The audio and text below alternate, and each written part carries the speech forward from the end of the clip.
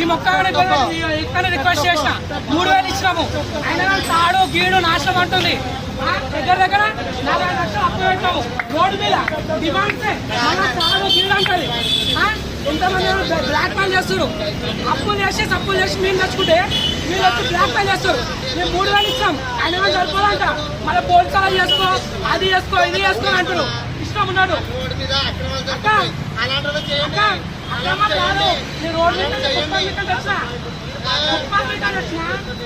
నేను ఫుట్బాల్ మీకంటే వచ్చిన నా పరిస్థితి బాగాలేదు. రిక్వెస్ట్ చేసిన